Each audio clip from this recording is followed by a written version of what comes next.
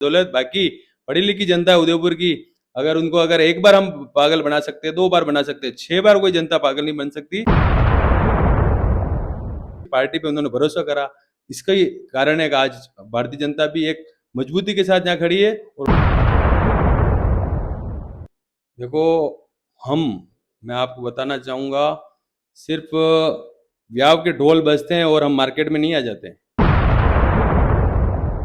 जैसे सौंदर्यकरण हो गया, जैसे उसकी सफाई करना हो गया, आज आयड़ नदी न रह के एक नाला बन चुकी है। इस बात में कितनी विश्वसनीयता है? हमने जो आयड आज से 30-40 साल पहले थी और आज के आयड में रात दिन का फर्क है।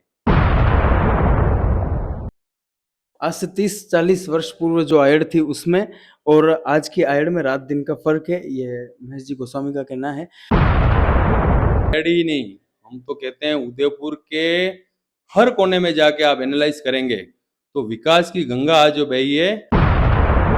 मच्छर उसको छुटकारा पाने के लिए क्या, तो आज सीवरेज के कनेक्शन हुए हैं, रोडें कटिंग हुई है, नई रोड बनी थी उसकी वजह से बाद में सीवरेज से रोडें कटिंग हुई थी, तो कहीं ना कहीं अच्छा काम होता है तो कहीं परेशान होना भी पड़ता है।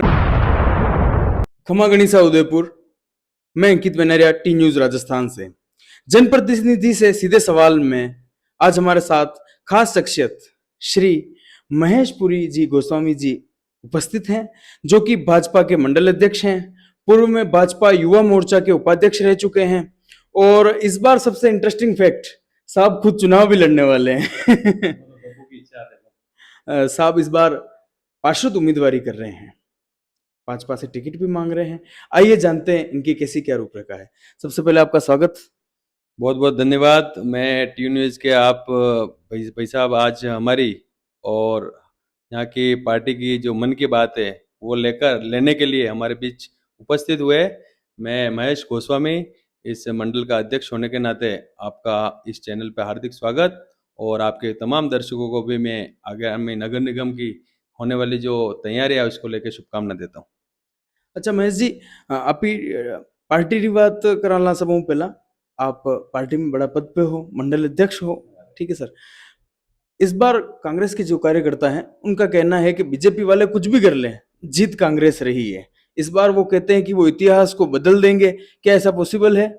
देखो, ये हर बार कहते हैं, ये इनकी कोई नई बात नहीं है, लेकिन मैं सोचता हूँ जनता इनको जिस प्रकार से नकारती आई है उदयपुर में विशेष करके, और पिछले कई राज्यों में आप देखेंगे, बिहार का चुनाव हो, महाराष्ट्र का चुनाव हो, पश्चिम बंगाल का चुनाव हो, और उदयपुर की 6 बोर्ड कोई कम बात नहीं होती भाई साहब। आज मैं आपको बेवकूफ़ बना के कोई काम करा लूं, लेकिन अगली बार आप कहोगे महेश जी हमको बेवकूफ़ बना के चले गए। लेकिन 6 बार में अगर जनता ने हमको विश्वास जताया तो मैं समझता हूँ ये हमारे जो जनप्रतिनिधि है उनकी सेवा का कार्य है, उसकी बदौलत। बाकी पढ़ी लिखी जनता है उदयपुर की, अगर एक बार हम पागल बना सकते हैं, 2 बार बना सकते हैं, 6 बार कोई जनता पागल नहीं बन सकती। यहाँ की समझदार जनता है, और उदयपुर की विकास का कारण ये है कि स्थिरता जो लाए राजनीति में, जो एक निरंतरता लाए, किसी पार्टी पे उन्होंने भरोसा करा, इसका ही कारण है कि आज भारतीय जनता भी एक मजबूती के साथ यहाँ खड़ी है। और जो उदयपुर में आप जो विकास देख रहे हैं वो भी एक ऐतिहासिक है। आप भी उदयपुर शहर में घूमे होंगे, यहाँ पे इतने पर्यटक आते हैं, उनको लगता है कि ये राजस्थान का स्वर्ग है। और आप देखते हैं गुजरात के लोग हो, महाराष्ट्र के लोग हो, मध्य प्रदेश के लोग हो, उदयपुर सिटी की आज जैसे जैसे पॉपुलरिटी बढ़ती जा रही है, मैं सोचता हूँ इस सिटी को सिर्फ प्राकृतिक सुंदरता के साथ में यहाँ का जो डेवलपमेंट है कहीं ना कहीं वो भी पर्यटकों को पसंद आया, इसलिए उनका फर्स्ट ऑप्शन उदयपुर में रहता है।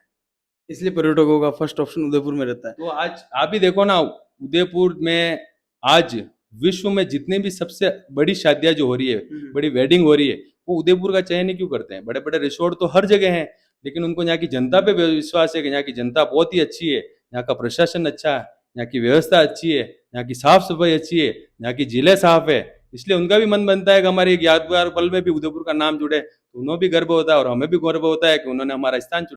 महेश जी, मारो अगलो सवाल है कि यो ठीक है कि कांग्रेस की तैयारी है कि नहीं है, भी बनावेला कि नहीं बनावेला, लेकिन क्या बीजेपी पिछली बार की तरह इतिहास को दोहराते हुए उसी मजबूती के साथ वोट बना पाएगी, या इस बार आपको लगता है कि वार्ड ज्यादा होने से थोड़ी सी मुश्किलें आएंगी?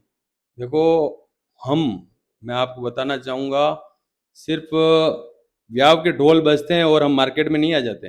आप मार्केट से भी पता कर सकते हो, हमारा जो संगठन है हमारे संगठन तो 12 महीने काम करने वाला संगठन है। मैं 2 साल से यहाँ का भारतीय जनता पार्टी का मंडल अध्यक्ष हूँ। एक दिन ऐसा नहीं निकलता है जब भारतीय जनता पार्टी का कोई होमवर्क हमें नहीं मिलता है। हम 12 ही महीने लगे रहते हैं, जनता के बीच रहते हैं। हमारे तो यहाँ पे बूथ स्तर तक की कार्यकारिणियां मिल जाएगी आपको। यहाँ पे हमारे यहाँ तो पन्ना प्रमुख तक मिल जाएंगे।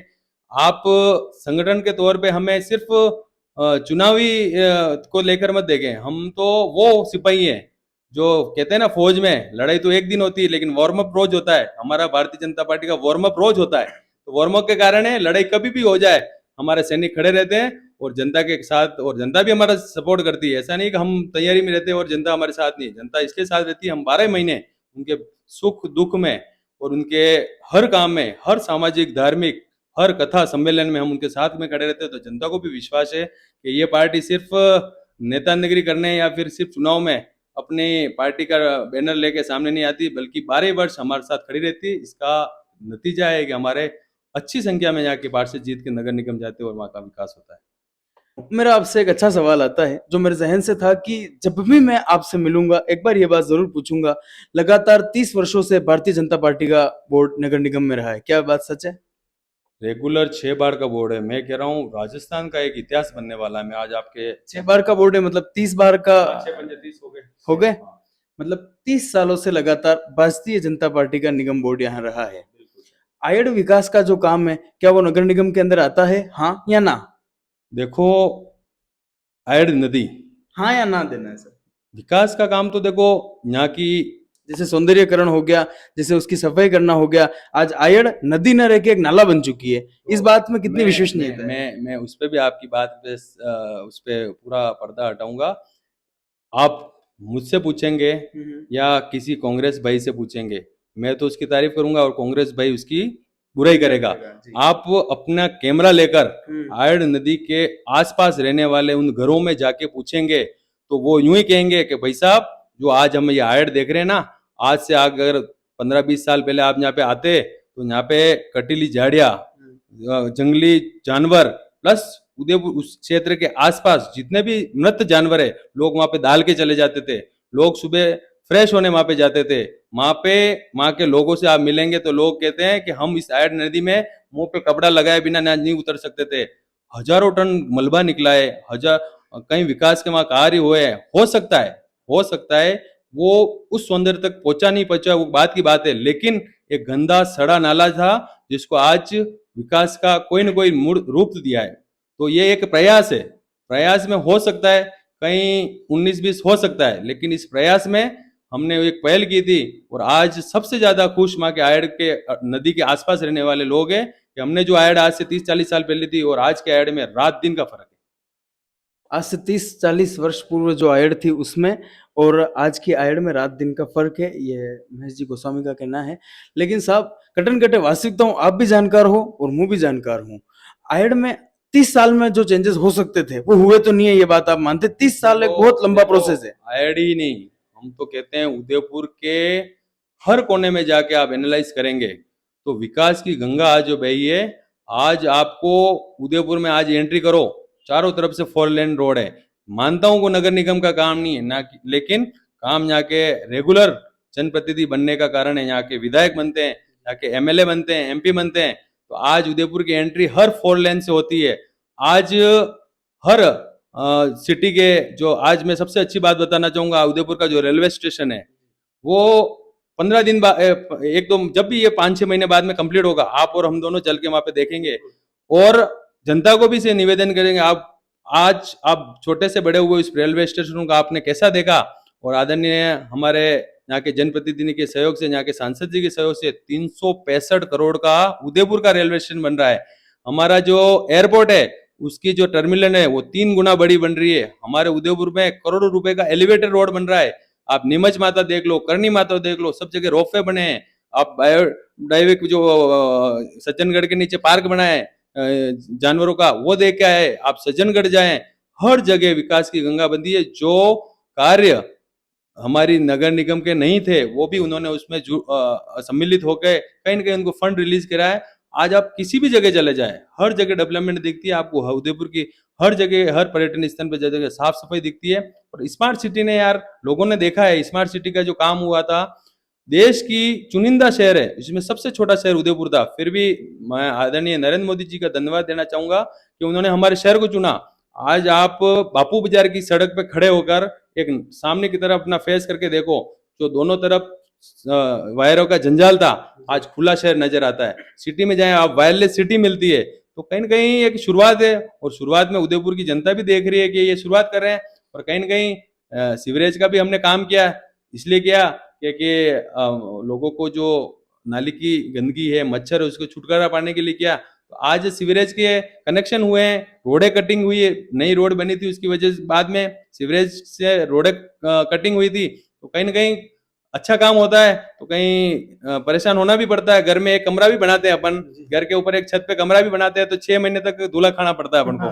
तो 6 महीना आप ही अपने घर में धूलो खाई सका, तो अतुल शहर विकास वीरो 250-300 करोड़ रुपया रो, तो थोड़ो तो दुखी वेणो पड़ेगा। लेकिन वनडे बाद मोने चैनल ने हमें एक बहुत ही विनम्रता हूँ यो कहना चाहूँ कि उदयपुर हर एक सड़का अबार वणवा वाली है, और आप अबार घणी कमरों भी आने चालो तो दो डंपर डामरा खड़ा तक है, बाने डामरा खड़ा तक है, ये कटन कटन लागो ही छाया है, तो और भी लागेगा। और हमारे वार्ड की जो क्या बात करो भाई साहब, यहाँ पे हमने, मैं तो यहाँ का, मेरे पैदाइश ही यहाँ की है, मैंने जब से मैं समझ आया है तब से मैं एक सक्रिय, एक सामाजिक कार्यकर्ता होने के नाते मैं इस वार्डों में गया हूँ। मैंने काम की दृष्टि से लोगों के बीच में खड़ा रहा हूँ। अब आपने चैनल के माध्यम से कह रहा हूँ, आप हर संतोष नगर की गली, पानेरियों की मादड़ी, स्वामी नगर, संतोष नगर की किसी भी गली में जाके आप सर्वे करा लो, अगर वो कहते हैं हम महेश गोस्वामी को नहीं जानते, ये कौन पैराशूट आ गया, मेरे यहाँ पे हिस्सा नहीं हूँ मैं, लेकिन फिर भी अगर कोई एक बंदा भी ऐसा कह दे कि महेश गोस्वामी यहाँ का पैराशूट कहाँ से कैंडिडेट आ गया, तो मैं आपको कह सकता हूँ तो हविजाज को टू इन पड़ी क्यों? हाँ, यो हविजाज वालों ठप्पो आपने पर ला ही नहीं सके, क्योंकि हमने समय दिया है। हमारी जो खेलने कूदने की समय था, तभी हमने सामाजिक कार्य किया। आज मेरी उम्र 36 साल है।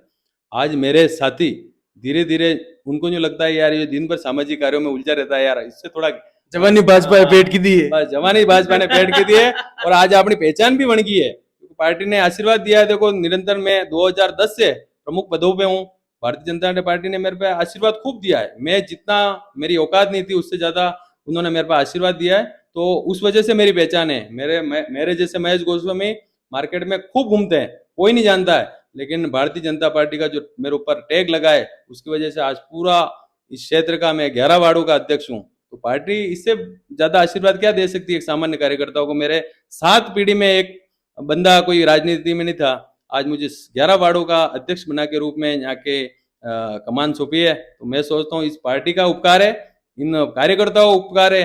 जब मैंने छोटे से पद से शुरुआत की थी, तब से लेके आज तक उन्होंने सहयोग किया, मेरी परफॉर्मेंस के साथ मेरा कदम से कदम मिलाया, तो मेरे पे भरपूर आशीर्वाद रहा। सबका मैं धन्यवाद भी देना चाहता हूँ।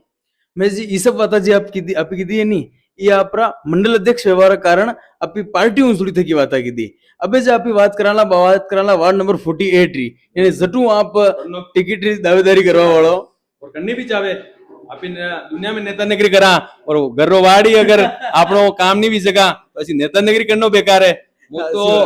और आपके माध्यम से कहना चाहता हूँ इस चैनल पे कि पिछले 2 साल से हमारे पार्षद कार्यकाल समाप्त हो गया, तो आपको मैं बताना चाहूँ कि सिर्फ वार्ड नंबर 48 नहीं, बल्कि 11 वार्ड, अभी मैं आपको अपने मुंह जुबानी पे 11 वार्ड के नाम गिना सकता हूँ। उन 11 वार्डों में पिछले 2 साल से 11 वार्डों क्या, पूरे उदयपुर में अभी पार्षद नहीं थे 2 साल, तो हमारी जो जिम्मेदारी है वो डबल हो गई। एक तो हमको संगठन भी चलाना है, साथ में जो वार्ड के कार्यकर्ता होते हैं हर वार्ड के, वो डायरेक्ट टेलीफोन हमको लगाते हैं, वैसा हमारे वार्ड में ये समस्या, वैसा ये नहीं हो रहा, वो नहीं हो रहा, तो हमारे पे दुगुनी जिम्मेदारी बढ़ गई। एक तो संगठन, वर्तमान में भी मैं देख रहा हूँ कि 10 से 15 फोन आप काट चुके हैं। हाँ, तो संगठन के साथ साथ जो जनप्रतिनिधि का काम है उसका भी वर्कलोड हमारे ऊपर है। फिर भी अगर पार्टी ने इतनी बड़ी जिम्मेदारी की है, तो मैं आपके चैनल के माध्यम से बता रहा हूँ, पिछले 2 साल से मैं 11 वार्डों में विकास के काम करवा रहा हूँ। कहीं के भूमि पूजन हो गए, कहीं के उद्घाटन हो गए। तो जब आपका ये बेटा अगर 11 वार्डों में काम करा सकता है, ये तो मेरी माँ है, मादड़ी मेरी माँ है, संतोष नगर मेरी माँ है, तो यहाँ पे तो अगर मेरा सौभाग्य बनता है तो मैं इसका कर्जा उतारूंगा, क्योंकि बोनी बट्टा तो मेरा यहीं से हुआ है। आज मैं 2012 में जब वार्ड अध्यक्ष बना था, तब वार्ड अध्यक्ष तो इस वार्ड का ही बना था, तो मेरी बोनी यहाँ से हुई है। तो मैं अभी 11 वार्डों का काम करा सकता हूँ, तो वार्ड नंबर 48 का काम कराने का सौभाग्य मिलेगा। तो मैं सोचता हूँ बड़ी जिम्मेदारी के साथ, बड़ी ईमानदारी के साथ और जनता को एक माइंड में बैठा के जाएंगे कि हर जनप्रतिनिधि जिसकी मार्केट में कहते हैं ना नेता सब चोरवे, वह इमेज हटाऊंगा मुंह यो मैं आप चैनल के माध्यम की दूंगा कि जब्बा पजामा वाला ने देखिन और कहीं नेता ने देखिन आम आदमी तो न्यूज के साला सब चोर है, लेकिन वह इमेज जो बनी है नेता रे नाम री वह इमेज मुंह उतारवारी पूरी कोशिश करूंगा और हर जनता रे दिल में अपनी जगह बनाऊंगा। यो आपने मैं कहना चाहूँ। जनता दिल में आपकी जगह होनी तकी भी है ने और थोड़ी बनाऊंगा। अच्छा मुंह साहब अगलो सवाल यो करना चाह रहा हूँ कि 48 में पिछली बार भी बीजेपी रईस पार्षद था, अनिदान आप भी बीजेपी उस दावेदारी कर रहा हो, ठीक है। विकास की क्या कुछ कमियां रही जिनको आप पूरी कर देंगे और क्या आप नई आधारशिलाएं रखेंगे? देखो ये विकास की आप जो बात कर रहे हैं, मैं शुरू करूंगा आदरणीय हमारे पूर्व पार्षद रहे हुए इससे पहले जगदीश जी मेहनरे के समय की बात से करूं। जगदीश जी के समय में मैं युवा मोर्चा का पदाधिकारी था और उसमें मादरी का क्षेत्र आधा लगता था, आधा संतोष नगर का लगता था। संतोष नगर में मेरा जन्म हुआ है, तो पार्षद जी का ये सहयोग रहता था कि इधर का जो भी विकास का कार्य हो वो मुझसे सहयोग लेके करवाने की कोशिश करते थे। मैं आपको बता दूं हमारे यहाँ पे 10x10 का 50 सालों से मंदिर था गली नंबर 7 में। तो हमने जगदीश जी भाई साहब ने पूछा हमसे, तो हमने बताया कि गली नंबर 7 में हमारे संतोष नगर की जो महिला है वो काफी पुराने समय से यहाँ रह रही है। भले हो सकता है किसी आसपास के क्षेत्र की हो, लेकिन रह के तो मेरे जन्म से पहले वो यहीं रह रहे हैं, तो उनके पूजा पाठ करने का स्थान नहीं था भाई साहब। तो हमने प्रयत्न करा, उसके आगे जो जमीन पड़ी हुई थी वो वहां पे आपसी सामंजस्य से हमने बात करी, समाज से बात करी और वहां पे 12.5 लाख रुपए का एक शेड बनवाया। आज वहां पे जो महिला जो एक 10x10 के चौतरे में अपनी पूजा करने का काम करती थी, वहां पे हमारे महिला आज 1000 फीट के हॉल जो हमने बनाया है नगर निगम से, तो आज वो भी एक विकास का कार्य है। हमारे पास वहां पे पानी के पनकट आए थे, हमने वहीं बोला कि इसी मंदिर के बाहर एक पानी का पनकट भी लगा दो, तो महिलाओं के एक लोटा भरने का, महादेव जी पे जल चढ़ाने का एक लोटा नहीं भरने का पानी मिलता था, वहां पे हमने पनकट लगा दिया। वहां लाइट की समस्या थी, लाइटें लगा दी और वहां का मीटर भी नगर निगम से लगवा दिया, वहां का बिल भी नगर निगम भर रही है। उसके साथ आज आप देख लेंगे उस टाइम में एक सतरोले का जो नाला था उसके बाद में एक सकड़ी सी जगह हुई थी 100 फीट निकली, तो ट्रैफिक की बहुत प्रॉब्लम, चिकन नेक बन गई। हाँ, तो यहाँ परशुराम चौराहे के यहाँ पे बहुत ज्यादा जाम लगता था, तो हमने ये भी निवेदन किया, तो 20-22 लाख रुपए करके एक परशुराम चौराहे को एक सर्कल का रूप दिया, जिससे आज हमारे भगवान परशुराम जी का जो वहां पे स्थान बना है, तो हम उसका नामांकन में भी हमने पूरा प्रयास किया आदरणीय जगदीश जी के साथ में, इसका नामांकन होना चाहिए। तो भगवान परशुराम से बेहतर और क्या यहाँ पे हो सकता था। ब्राह्मण समाज के हम सभी भाई बहन यहाँ पे रहते हैं, तो हमारी भावना भी थी कि परशुराम जी से बेहतर कोई नाम ही नहीं हो सकता, तो भगवान परशुराम जी का एक नामांकन हुआ, उनके नाम से चौराहे बना। उसके बाद में भी एक नाले का थोड़ा सा प्रॉब्लम आ रही थी कि नाला ये अगर कवर नहीं हुआ तो ये परशुराम चौराहा बड़ा नहीं बन पाएगा, उस पर छत डलवाई। फिर वहां पे महादेव जी का मंदिर था, तो हमने एक पनघट वहां पे भी लगाया, तो भगवान के आशीर्वाद से दोनों महादेव जी के मंदिर के यहाँ पे हमारे पनघट हो गए। अभी वर्तमान की बात करूं, ये थी पूर्व की बात, वर्तमान की अगर बात करूं, उसके बाद में हमारे वार्ड 2 टुकड़ों में हो गए थे, जैसे आधा तो ललिता जी के वार्ड हो गया था और आधा सोनिका जी के हो गया। उन्होंने भी निरंतर प्रयास करके अच्छी रोडें वगैरह बनवाई, और थोड़ा सा दुर्भाग्य ये था कि सीवरेज आया, उससे अच्छी रोडें थी वो कट गई, वो भी ठीक हो जाएगी। अभी हमारा आगे का लक्ष्य भी मैं आपको बताना चाहूँ, ये जो 100 फीट रोड है, अभी आदरणीय मुख्यमंत्री जी उदयपुर आए थे, उन्होंने उदयपुर को स्मार्ट बसें, सिटी बसें जी थी इलेक्ट्रिक एसी वाली, तो उसके तितड़ी से जो रूट है, मैंने स्वयं ने कलेक्टर साहब को एक लेटर लिखा है, हमारे एमएलए साहब फूल सिंह जी मीणा ने उस पर मार्क किया है कि मैंने उनसे निवेदन किया कि भाई साहब जब उदयपुर की हर गलियों में इतनी स्मार्ट बसें आती है, तो हमारे एक मादड़ी का क्षेत्र है, यहाँ की महिला है क्योंकि कुछ सामान खरीदने के लिए गारेवास की महिला, संतोष नगर की महिला, स्वामी नगर की महिला, कुछ सामान खरीदने के लिए अगर उनको उदयपुर जाना है, बड़ा बाजार जाना है, तो वो भी उस सिटी बसों में उनका प्रावधान हो, तो हमने उस सिटी बस का रूट भी लिख के दे दिया है। भगवान के आशीर्वाद होगा तो यहाँ से जल्दी, मैं कह रहा हूँ जल्दी आशीर्वाद तो मिलेगा ही, अच्छे काम में भगवान का आशीर्वाद मिलता ही है, लेकिन जल्दी यहाँ से वो स्मार्ट सिटी वैसे भी गुजरेगी, तो मेरे क्षेत्र की जनता जो जनार्दन है उनको उसका लाभ मिलेगा। तो हम सोचते हैं कि बुजुर्ग लोगों को भी अगर उसमें यात्रा करेंगे वो, तो कहीं ना कहीं हम पे भी आशीर्वाद मिलेगा। जी जी, मैं जी भाई साहब, आप खुद युवा हो और युवा मोर्चा रा उपाध्यक्ष भी रहा थका हो, युवा दावेदार रा रूप में भी हो, युवा नेता भी हो, सब युवा युवा ही हो। चुनाव का सिंबल आ जाएगा, अगर आप चुनाव लड़ेंगे, जीत जाएंगे, पार्षद बन जाएंगे, उसके बाद आप युवाओं के लिए क्या करेंगे? देखिए, जिस प्रकार हमारा जो क्षेत्र है वो पहले यहाँ पे ग्रामीण एरिया था, यहाँ पे एग्रीकल्चर लैंड थी, तो हो सकता है कॉलोनियाँ प्राइवेट कॉलोनियाँ कटी थी तब कोई रिजर्व लैंड नहीं छोड़ा गया हो। लेकिन हमारा जो ये क्षेत्र है जहाँ अपन बैठे हैं, इसके पीछे का क्षेत्र है, ये यूआईटी का क्षेत्र है। यहाँ पे जो भी हम पूरा उसका निकालेंगे डेटा कि जो भी रिजर्व लैंड है यूआईटी की, उसमें एक ऐसा स्मार्ट भवन बने जिसमें पूरी सुविधा युक्त हो, और एक ऐसा स्मार्ट भवन हम उन युवाओं को समर्पित करें जहाँ पे कहीं पढ़ने वाले बच्चे हैं जो लगता है उनको कि हम कोई शुल्क देने में असमर्थ है, तो वो स्मार्ट बच्चे वहाँ पे अपनी अध्ययन करेंगे, जिससे यहाँ के क्षेत्र का भी लाइब्रेरी के समान व्यवस्था। लाइब्रेरी जैसी एक स्मार्ट भवन का हम तैयार करने की पूरी विजन है हमारा, तो हम उसकी हेतु लग भी चुके हैं। और जिससे हमारा क्षेत्र के भी लोग पढ़ने आएंगे, और जो आसपास के जो रूम लेके हमारे इधर रहते हैं मादरी एरिया में कहीं, उन बच्चों को भी अच्छा मिलेगा, जिससे कि वो अपने क्षेत्र का नाम रोशन करें, इस उदयपुर का नाम रोशन करें, तो अच्छी बात है ये। अगला जो राउंड है ये मेरा फेवरेट राउंड है, हर बार मैं हर वीडियो में ये बताता हूँ। इसमें क्या, मैं एक नाम लूंगा, आपको उनके बारे में सिर्फ एक लाइन कहनी है। जैसे अगर मैं नाम लेता हूँ अंकित, आप कहेंगे टी न्यूज का पत्रकार, ठीक है। महेश जी, तो आप कहेंगे कि बीजेपी के मंडल अध्यक्ष, एक युवा कर्मठ नेताजी। ऐसे ही मैं नेताजी का एक नाम लूंगा, आप उस पर सिर्फ एक लाइन में बताएंगे, उनका इंट्रो सिर्फ एक लाइन में देंगे, ठीक है साहब। विवेक कटारा। विरासत में मिली हुई राजनीति को संभालने में अक्षम। गुलाब जी। गांव गांव दानी दानी को पार्टी को ऊंचाई तक पहुंचाने वाला एक युग पुरुष। आपके एमएलए साहब फूल सिंह जी मीणा। उदयपुर का मेवाड़ का मोदी। उदयपुर और मेवाड़ के मोदी। वल्लभ नगर विधायक उदिला डांगी। एक जुझारू विधायक। जुझारू विधायक। तो ये थे हमारे साथ वार्ड नंबर 48 से पार्षद उम्मीदवार श्री महेश पुरी गोस्वामी जी। दर्शकों से निवेदन है कि कमेंट सेक्शन के माध्यम से जरूर बताएं कि नेक्स्ट किस उम्मीदवार के पास अपन जाएं और जनता के सीधे सवाल करें। महेश जी का बहुत बहुत धन्यवाद एवं आभार। आपका बहुत बहुत धन्यवाद, चैनल का धन्यवाद। आपने मुझे इस लायक समझा कि मैं जनता जनार्दन की एक आवाज बनूं और लोगों की सेवा कर सकूं, ये मेरा सौभाग्य होगा। और टिकट आना नहीं आना ये मेरा भाग्य, मेरा ऊपर वाला तय करेगा।